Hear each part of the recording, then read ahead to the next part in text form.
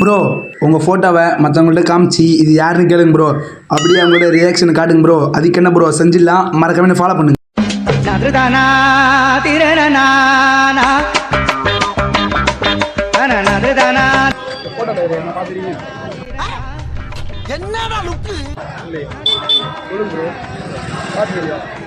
காலையில என்ன விளையாட்டு காட்டுறாங்க, எப்படி எல்லாம் சோதிக்கிறாங்க. தெரிஞ்சிடுச்சா?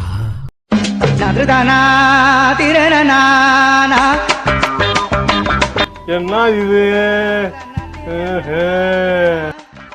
என்னடா நடக்குதுங்க?